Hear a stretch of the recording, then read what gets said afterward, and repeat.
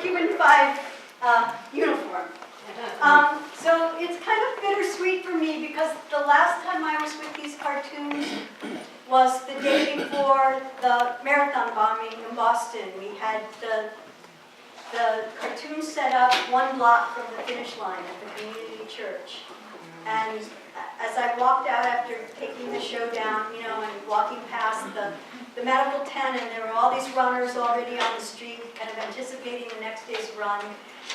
And just kind of thinking about the excitement of the marathon and actually trying to get some of the international visitors who were in to run to come up and see the cartoons. The next day it hit me so hard that these cartoons were made by somebody who is the quintessential anti-terrorist. He came to the United States to try to stop terrorist attacks like what happened in Boston. The attacks against Cuba have gone on since the revolution there. Bombings in crowded department stores and in hotels and in airports in the 90s when Cuba turned back to tourism.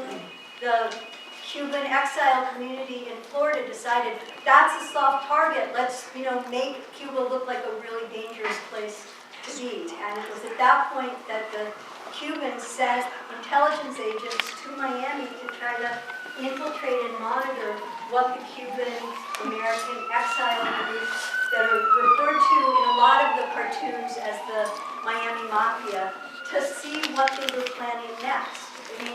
These aren't small attacks. More than 3,000 Cubans have died at the hands of terrorist attacks, mostly emanating from the legal stuff, but I'm not going to do that. Tom put together really good packets with kind of all of the legal steps, but it's good for you to know they did win an initial appeal saying they should get a new trial. 3 appellate justices said the atmosphere in Miami was so prejudicial that they couldn't possibly have gotten a fair trial. And yet, what was Bush's Attorney General's name? No, Gonzalez. He intervened and said, no, this is so politically important, we're going to have the entire circuit court hear it instead of just 3 appeals justices. So they reversed that. However, they did lessen the sentences for 3 of the 5. And then we tried to get it in front of the Supreme Court. There were more friends of the court briefs than in the history of criminal cases before the Supreme Court, but they don't have to give a reason why they don't take cases, so they just said no. And more and more there are solidarity groups all around the world saying, hey, this makes U.S. jurisprudence look pretty bad. That one, that the journalists were on the payroll of the U.S. government, that's come out.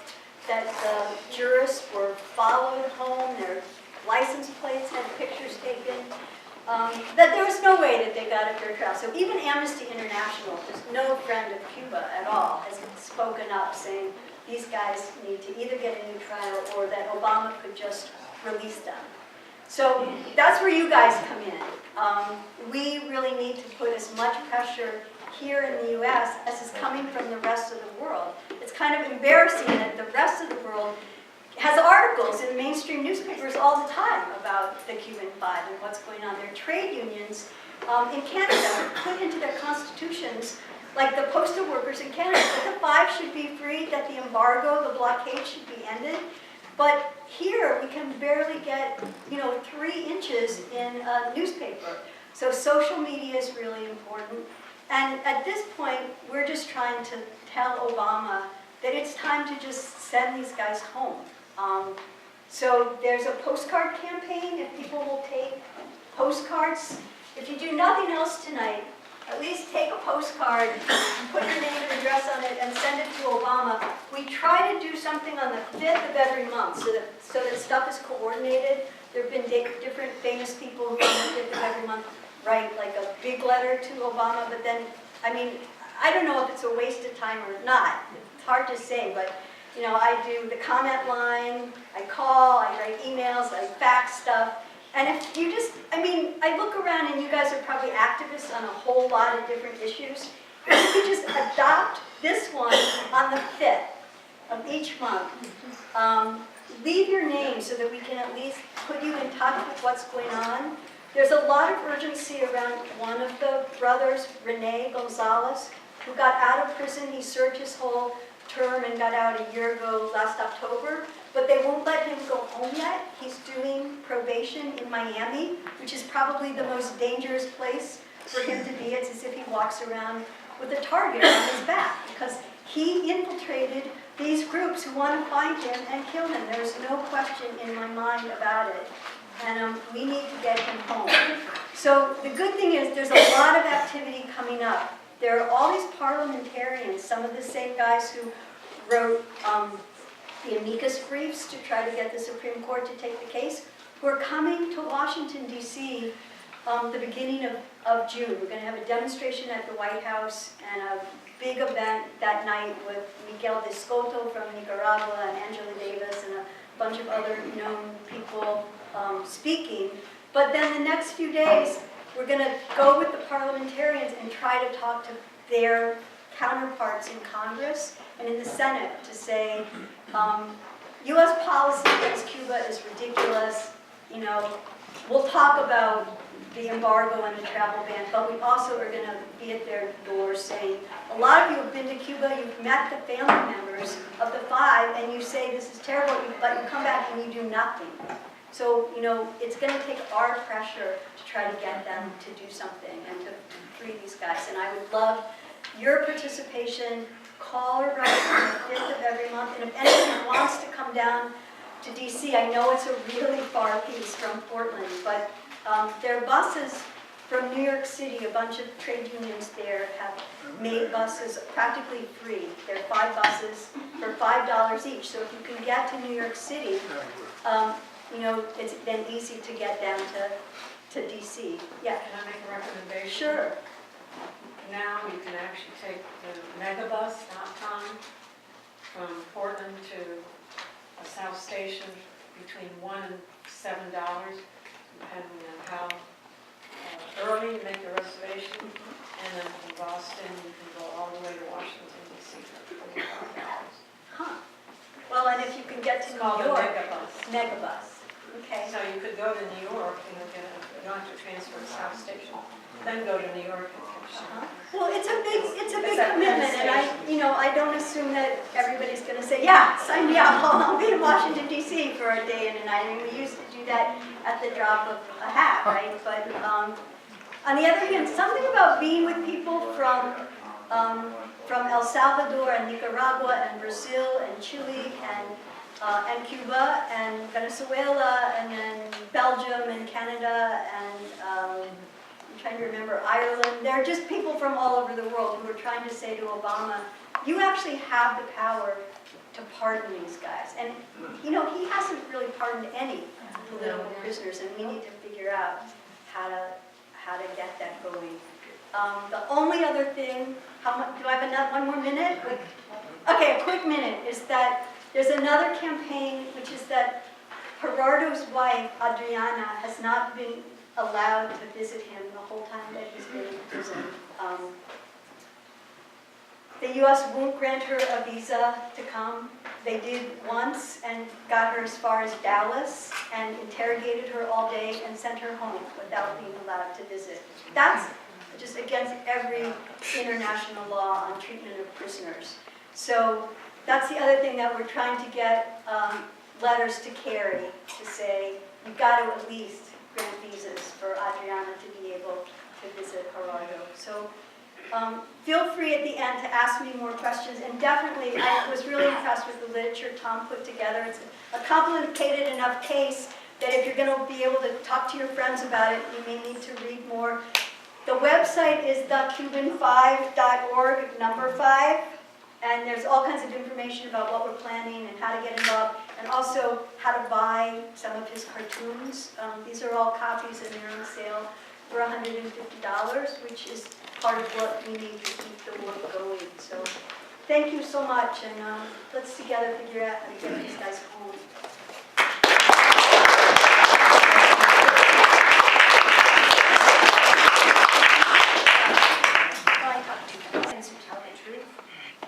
He originally intended for it to be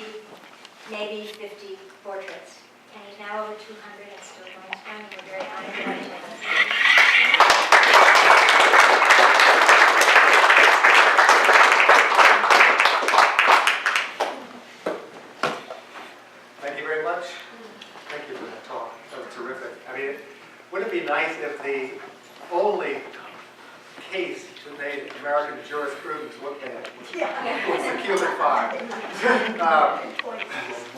There are some other cases that make it look pretty bad too.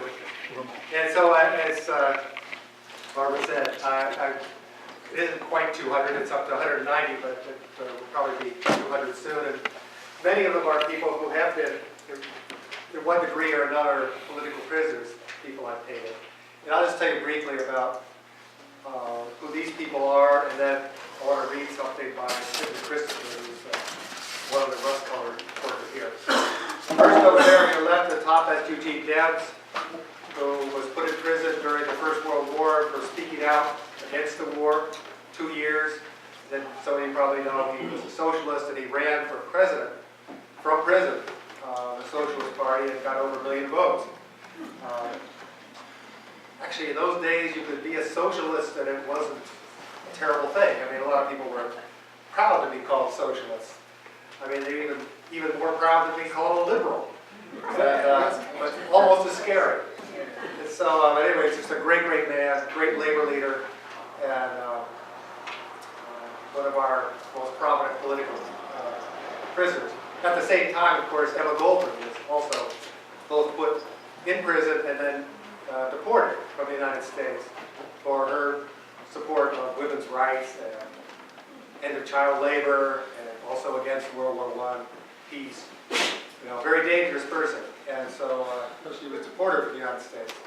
This man in the middle right here, John Kiriakou, is sort of like the Cuban Five in the sense that most people don't even know about him. He just went to prison 2 months ago. He is the CIA agent who blew the whistle on CIA torture policy.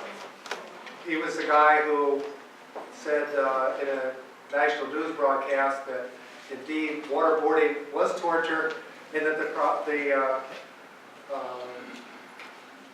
the idea behind it, you know, the direction for it, came not from a few rogue agents at the bottom or bad soldiers. It came from the very top, including in the intelligence agencies, the Pentagon, and in the White House that were directing torture. For some reason, he was a little naive at that time. He was sort of a cowboy CIA agent. He thought he could actually say what he thought was true, and he could continue to be a member of the club. He didn't really realize what he was doing. But you can't call these guys out and tell the truth, even though, of course, you know, what's imprinted over the CIA headquarters is, the truth shall set us free. Well, the truth didn't set him free. It put him in prison. And so finally, we have a little accountability for torture policy in this country, except it's the guy who tried to stop it, who's been put in prison for 2.5 years. This was a plea bargain. I mean, he was going to fight it. They originally charged him, like they did Tom Drake at the NSA, under the Espionage Act. You know, for blowing the whistle on torture, he was going to be sent to jail for 35 years. He's got 5 kids. Because of what had happened to him, he lost his home, he lost his job. His wife was a CIA analyst. She was fired to punish him. And so they lost virtually everything. And they thought, 35 years, he can't handle that. And so he plea bargained and got it to 2.5 years. At his trial, the judge said that she was really disappointed that she could only put him away for 2.5 years. And that she wished she could give him more. And so when they got him out to Loretto, he's in western Pennsylvania in prison, he was, he was told he'd be in the minimum security. That's the kind of crime he had committed, was a minimum security charge. Instead, they put him in the regular prison, and he's still there. Anyway, an amazing guy, exuberant, and he's gone like so many whistleblowers in this country who are in prison or have been in prison. He went from this position of thinking, I took an oath to the Constitution of this country, and as soon as I actually stand up for it and try to do the right thing, people will embrace me and think that, what a good guy you are, John. Instead, of course, he's found out just the opposite. And, but he's now moved from this position of thinking that he could still tell the truth and be part of the kind of intelligence establishment in this country, to realizing that now he can't be anything like that. That he's had to choose, and he's chosen to be a very strong critic of this country, torture policy. And as he says, if you have a chance to read these quotes, that, you know, like for a while he was actually told inside the CIA that we can torture, and because we're getting good results from it, you know, that justifies it. And he went along with that for a while, and he's come to understand, like I hope all of us understand it, you know, when you do that, when you torture and justify it, you can end up justifying absolutely anything. Absolutely anything, if you think you get some actionable intelligence. You know, no crime then becomes too horrific. And he said that, you know, no matter whether you can get anything out of it or not, and we know now that really most people should know, is you don't get anything good from torture, except, you know, sadistic pleasure and fear, you know. And he said, you know, there's no way in the world you can justify torture. I want to leave Tim to Christopher for a second. This is, down here on the lower left is Camilo Mejia. He was the first American soldier to go to jail for refusing to go back to Iraq. He had joined the army his parents are from Costa Rica, Nicaragua. He joined the army in Miami in order to actually get money to go to for education, just like so many other soldiers. Was very shortly sent to Iraq. It was a patrol leader and a platoon leader, and he was, within his first few weeks there, discovered he was being asked to torture people and also was shooting civilians. And when he came home on leave, he said, you know, he went AWOL, and then he realized that he couldn't live with himself going AWOL, and he turned himself in and just said, I'm not going back. And what's so moving about him, and if you don't know his story, look it up. Look up Camilo Mejia's statement of conscience. I think at some point in our future, his statement from prison, which the picture on his painting is taken from, will be something we, I don't know, look back on like Thoreau in prison. You know, what are you doing out there? You know, this statement, which is a little longer than that, is incredibly moving because what he says is several things. One, in prison, I am finally a free person. You know, I've done what my conscience, you know, insisted that I did. He also said, for those of you who call me a coward for not going back to war, you're both right and wrong. You know, I was never a coward. I led people into war, I fought, shot, I did everything a good soldier should do.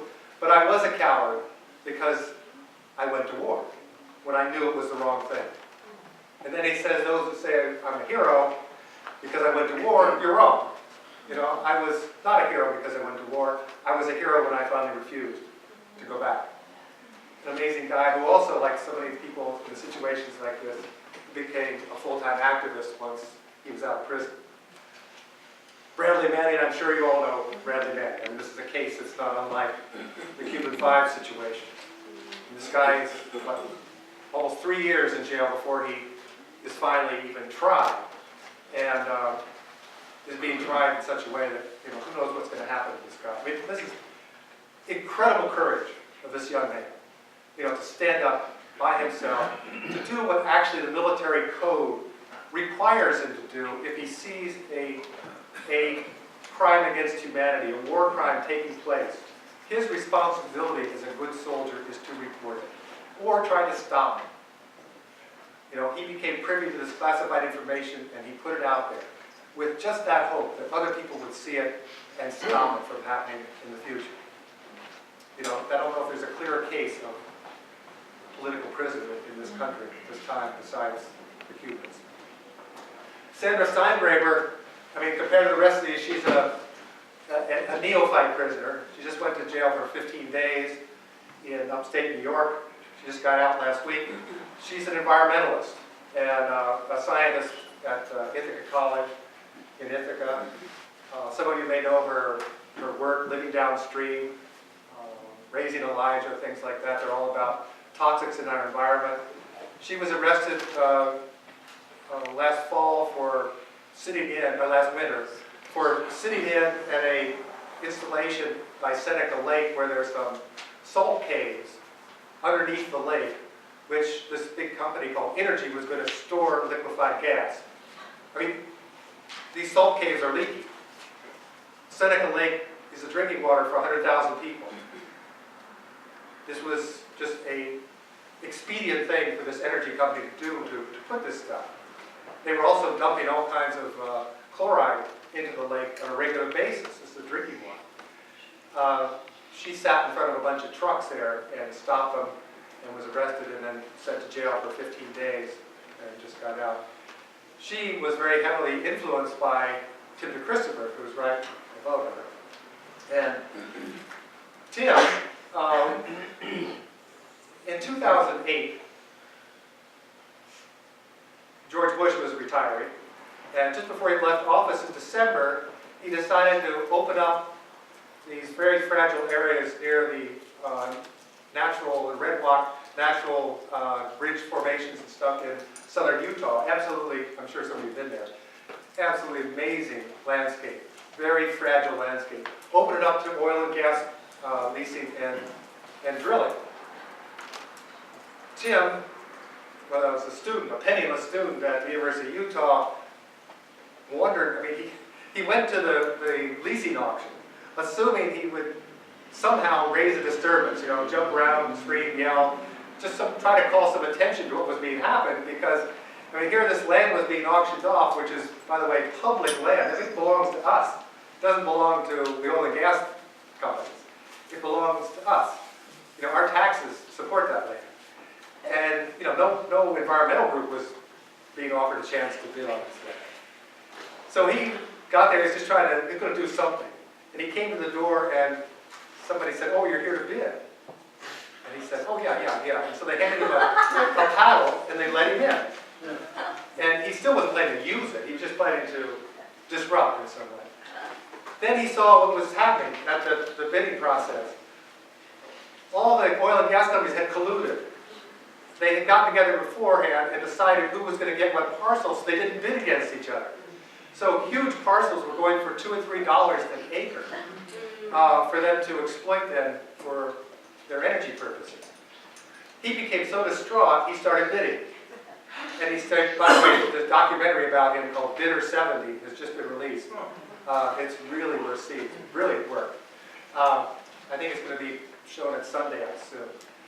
So anyway, he started bidding, and in the next little bit of time, he spent $1.8 million and bought 22,000 acres of land. He didn't have, I mean, they finally got the clue that something was wrong with this thing.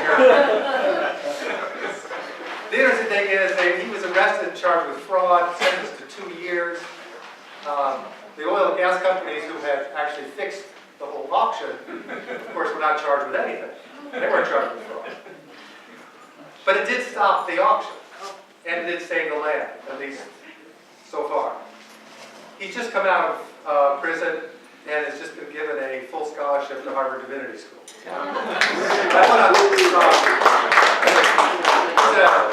He's very active in the UU Church in Salt Lake, and by the way, they just ran a long piece by him with my portrait of it. But I just want to read, he's a terrific speaker. This will be the last thing I'll do and get out of here. I just want to read a couple paragraphs from him about his thinking about where we all are now in relationship to this kind of activity that actually lands us in jail. He said, "If every small act of defiance reverberates within the whole family, then the same must be true for every small act of obedience. Cowardice invites just as many imitators as courage. If we believe that taking a courageous stand for justice has a deep spiritual resonance throughout humanity, then we must accept that cowering in the face of injustice has an impact just as profound. Every time we choose convenience over principle, we strengthen the status quo and reinforce the existing power structure. Every time we choose comfort over justice, we help build those walls of oppression. This means that we hold some degree of responsibility for the injustice around us. Morally, there are no sidelines in the struggle between oppressors and the oppressed. All that oppressors ask for from the rest of us is to mind our own business. So by attempting neutrality, we implicitly side with the oppressors. if we are truly an interconnected web, then we cannot simply blame the actions of the powerful for the injustice of our society. Injustice is also the result of countless inactions by those with a responsibility to our fellow human beings. By the way, that's just a little piece of a wonderful essay by him about the necessity of courageous action. And I think he really also falls into that category, and I don't think we can do anything more important today than support the Cuban Five. So thank you very much.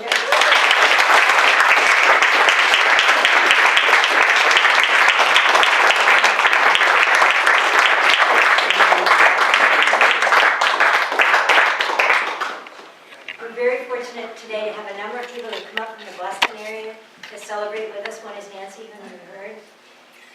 We especially want to welcome perhaps the best-known Palestinian artist in our country who happens to be here, and we're very honored that Samia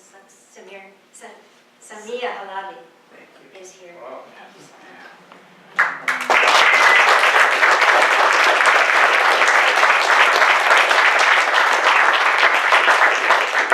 She has used the renown that has come to her as a very highly respected painter to help create an audience and bring other Palestinian artists to the awareness of our people. Also, Richard Cambridge came up from the Boston area. He's a longtime friend of Let Cuba Live, and a poet, and now a novelist. Very happy he came.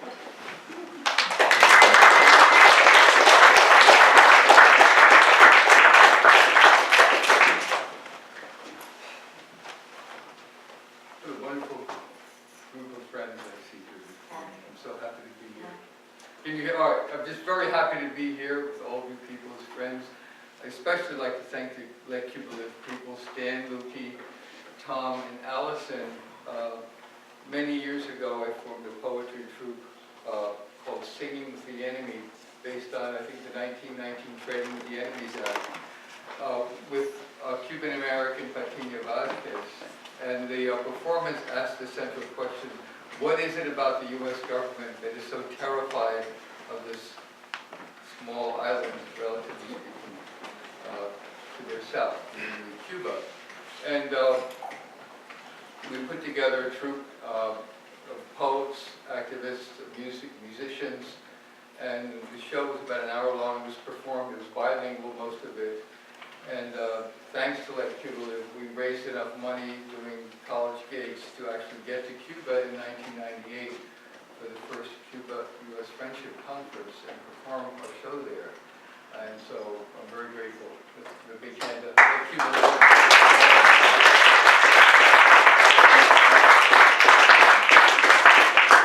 I'm going to read a few poems from the Cuban Five and then some from the show that we did back in 1998, and welcome you all to that. It's wonderful to see all of these photos here. They're like presences and inspiration that we all have our part to do.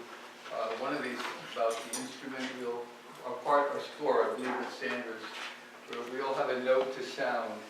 We're part of this great multi-versal symphony. It's an old Sufi tradition. It's to find your note and find your place in the great symphony and to sound your note, to be that pure note.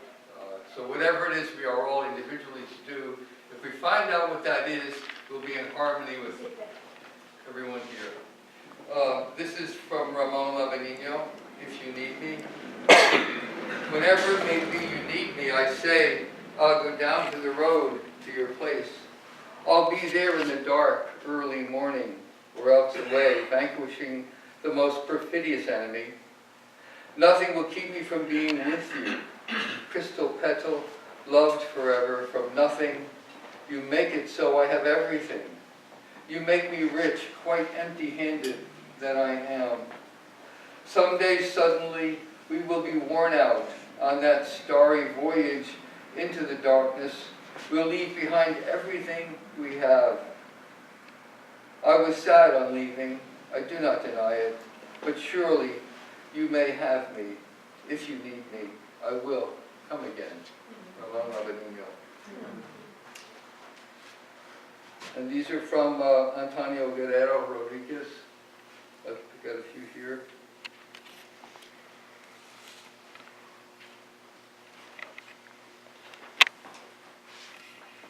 We are an infinite whole. We are part of the sunrise on the horizon. We are the pure water of the brook, leafy tree on the forest.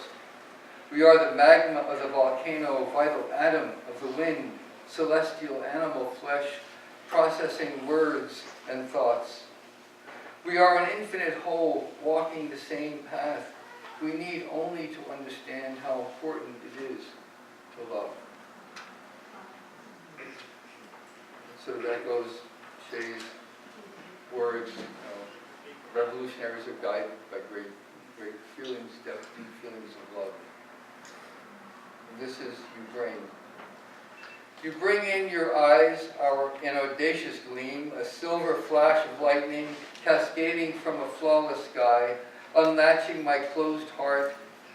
Ah, if it could be true when we meet that chains of time immobilize, and the guard who paces, turns, and looks stops spying on us with his intrusive eye. Ah, if it could be possible at least, that an open window brings me closer to a humble star, and caressing the wind of life, I could write with a different tune what your infinite eyes say.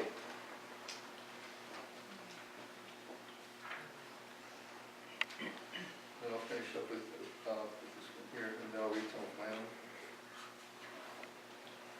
Mistress of my dreams, I feel the grace of a melody within my heart. I think of the jewel hidden in a rock as the force of your love in my harmony, in the persistence of my courage in your hand that my fire touches, in the happy silhouette of my mouth, in the nakedness of your delight. Navigating in a fragile sailboat, I guide myself by the light to your star. My blood has the rise and fall of waves. Like the strike of an axe on wood, I hear your heartbeat, love, alone, and I know you are mistress of my dreams. Antonio Guerrero, one of the things somebody brought up, I think, in the beginning tonight was just the power of our words and the power of language. And what I think we've all done here in this room for many years is we've reclaimed and redefined what we mean by the words that we use of, who is a terrorist, who is fighting for freedom. And I think that's very important, within this struggle for Cuba's sovereignty, which, in fact, we are still struggling for, or there wouldn't be a blockade. A blockade is an act of war on a nation. And that's been going on for, I guess, now 50 years. And it's just appalling that, that still is happening. So when we do these little meetings here on smaller, larger scales and reclaim the language that is ours, then that's a really important fight.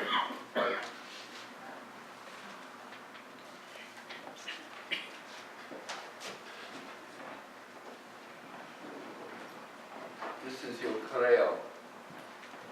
Let me do it in Spanish first. I think I have to remember it. Then I'll follow it in English.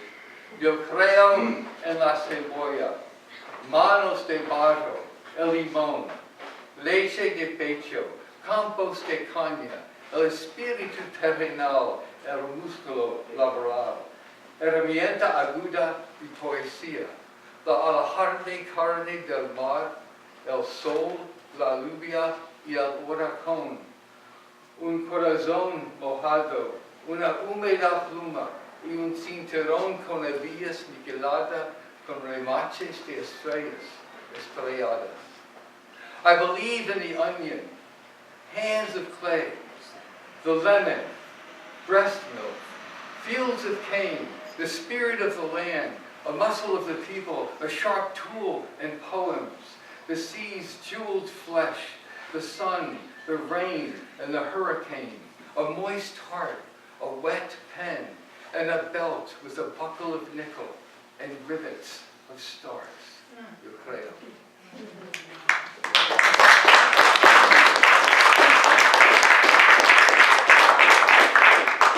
This is a poem from my friend Gary Hicks, who was part of our troupe, Singing to the Enemy. Gary is this amazing, Gary is a walking library. literally.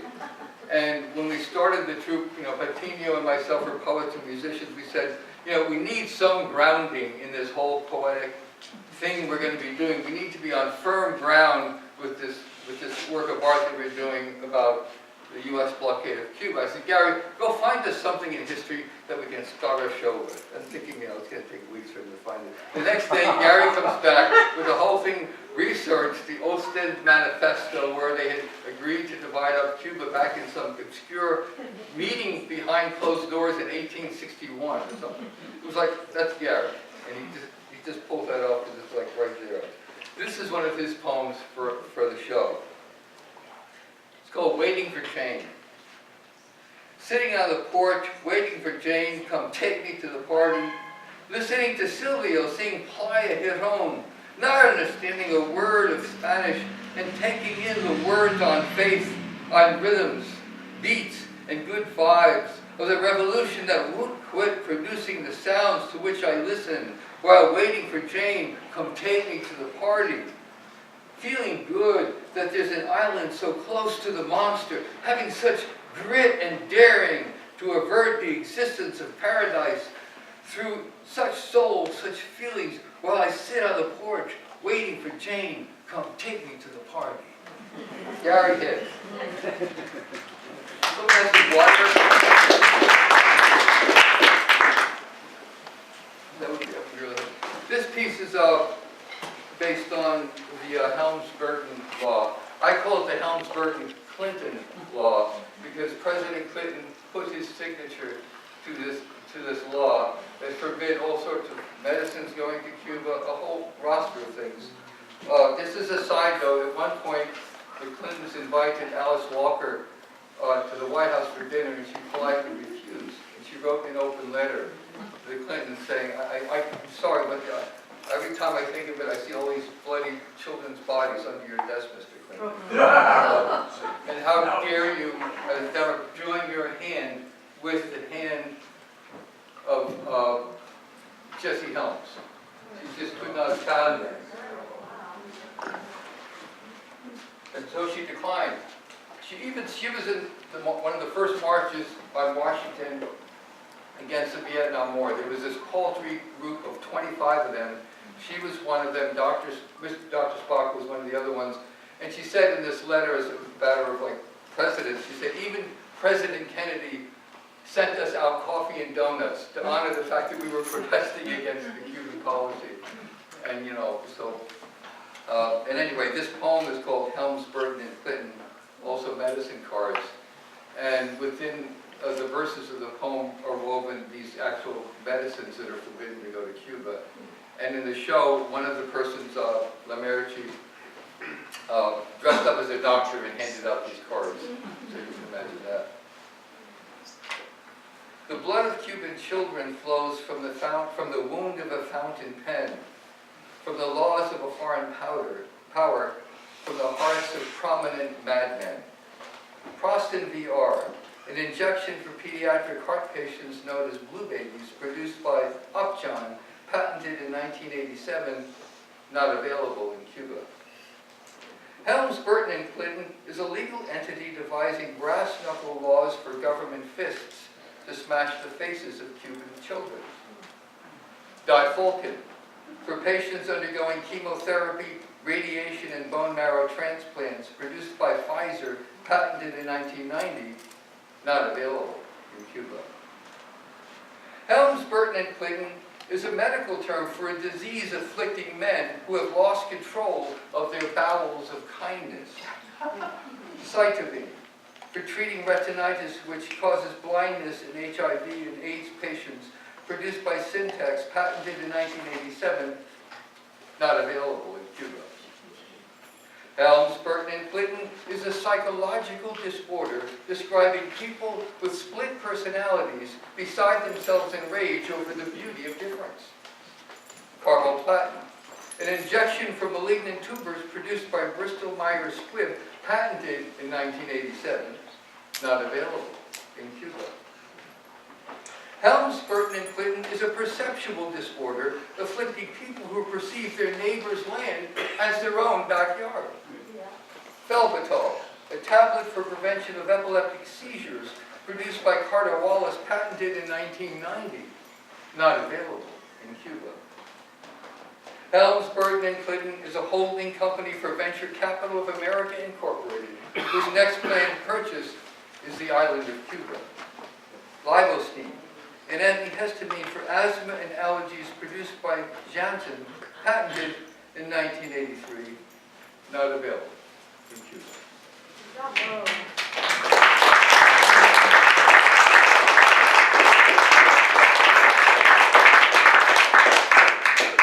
And I'll finish off with this one. It's one of the poems that I wrote for the show that sort of became the thread of the narrative link between them all with the songs and performances in and out of it.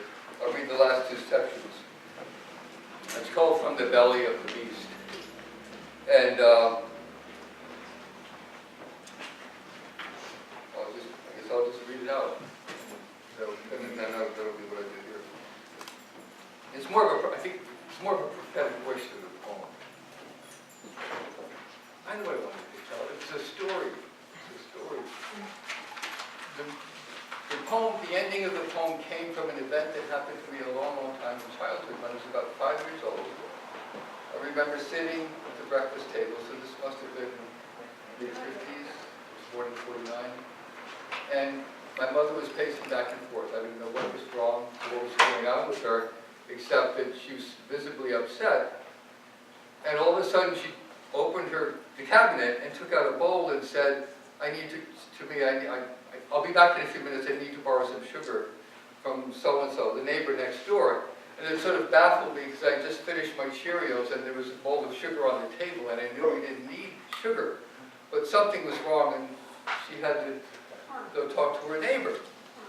And I later found out whatever it was, I've forgotten, but it was her way of making an opening either to apologize or to make right what was going on between her and her next door neighbor.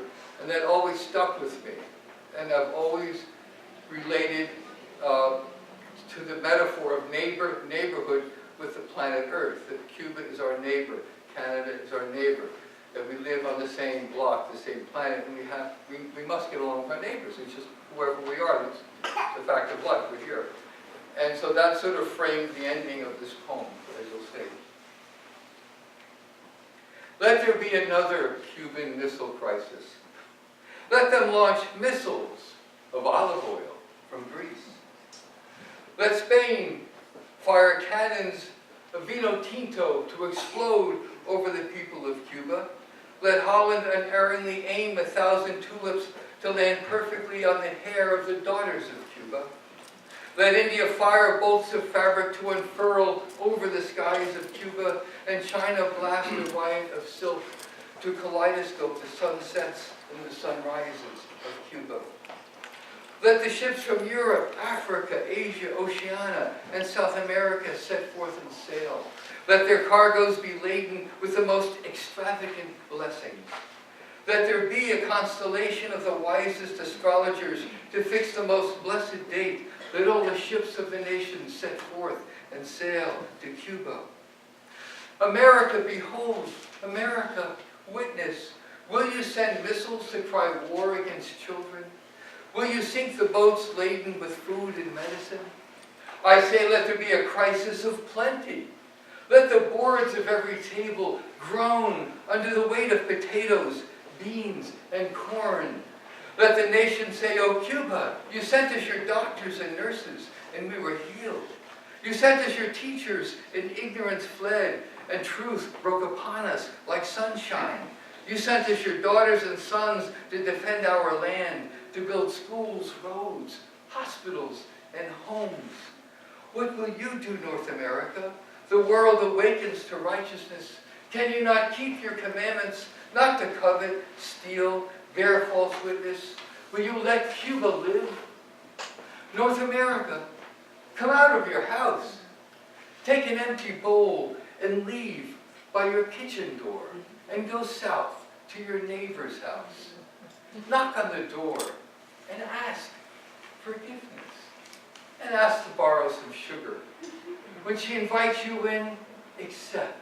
If she offers you coffee, take it black or with milk Use the sugar she has given you in the bowl that is yours, in her house. And sit down before she motions to the table, and let there be something on your mind, something common, perhaps your children. And when she finds no words but astonishment, let the space between you open. Don't fill it with words.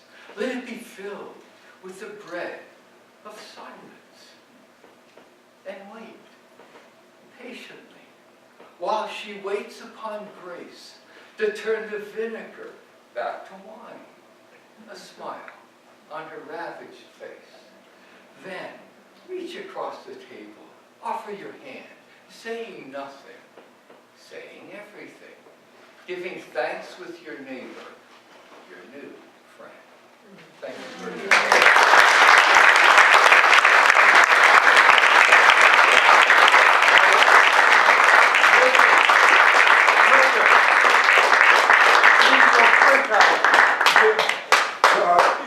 Richard, in your printout, there is a greetings to this occasion from Ramon.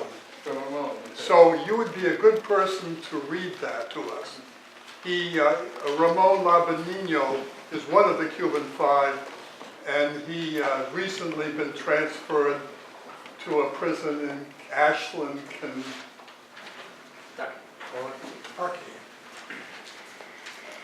It was in those. Yes, okay. So Okay, that, this is Ramon. Dear brothers and sisters, May 1st is a special day, a day of remembrance, a day of struggle, and also a day to honor those who gave their lives and sacrificed everything to improve the living conditions of all workers around the world. It is another day of combat for those who want a just and better world for all. That's why we feel so proud and privileged to reach out to you all today to say thanks so much for all you are doing for our cause and for the Cuba people. Remember that we are always by your side. We stand by your side in your daily struggle, one that is also our struggle. Never forget that the just causes you are defending are also our causes. This is the best way to honor the heroes of Chicago, and we help the heroes of Chicago, and we will all keep on fighting till the final victory when all our dreams become true. On behalf of the Cuban Five and the Cuban people, we wish you the best success in your daily work. Onward to victory, we shall overcome. 5 big hugs, Gerardo, Rene, Fernando, Antonio, and Ramon.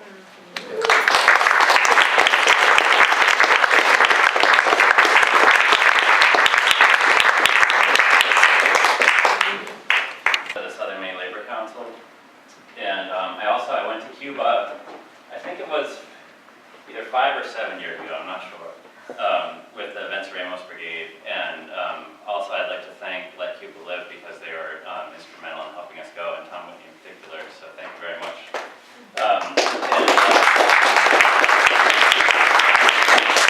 So going to Cuba was really a remarkable experience for me, and if anybody hasn't gone, I really would urge you to go because it's really a fascinating experience. And for me, it's easy living here in the United States to think that our social system and our economic system is like natural, like the way that animals relate in the woods or something like that. Like there's no other option. It's just the way that it is. And so going to Cuba, it's really striking because it's different. It's a different system. It's a different social system, a different economic system. And I'm not going to tell you that it's perfect, but it's like that crack that you can see light through. When there's such a strong edifice here, and you see that crack, you can see the possibilities.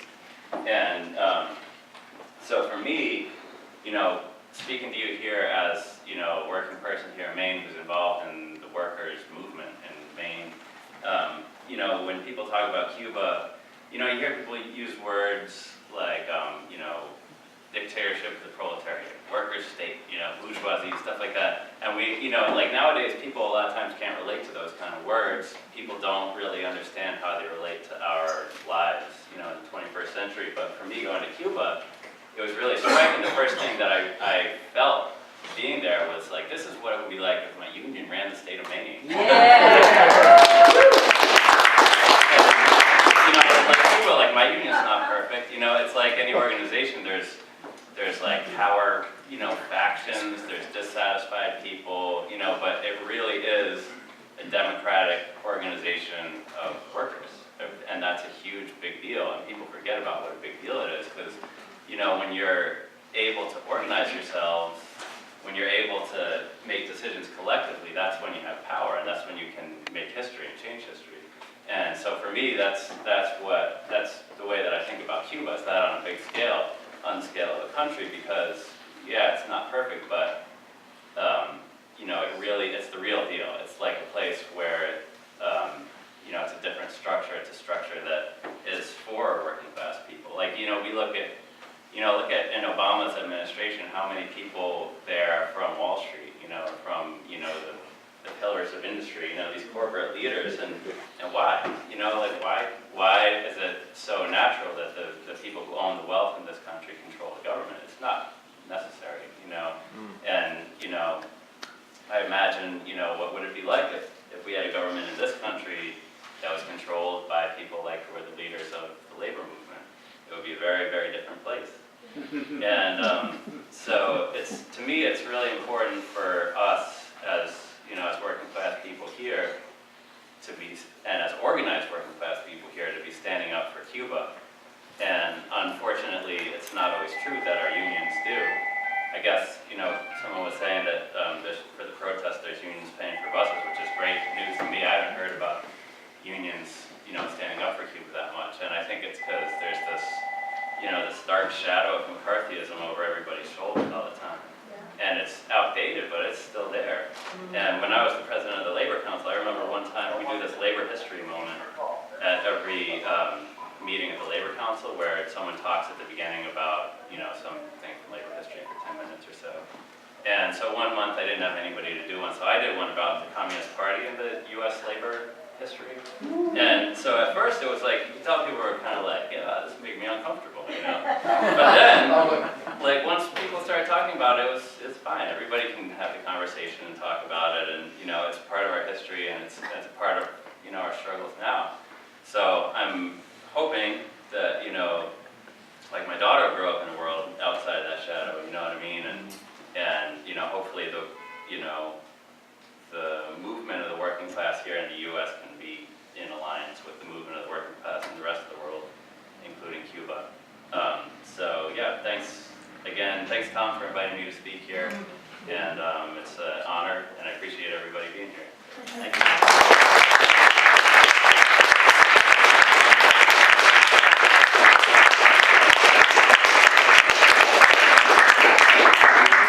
And in closing, I'd like to use one of the traditions that the Latin American revolutionaries have taught us of calling our allies into the room with us by saying their names, and then I'll say presente.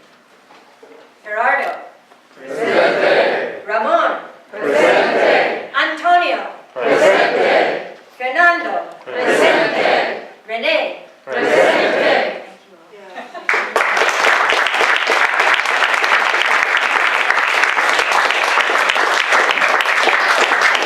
Thank you all. One thing is we do have a table set up if you want to write letters more extensively with envelopes, things like that, when we were paying for the postage, if you want to send anything there. Also, we have a letter writing day on Sunday.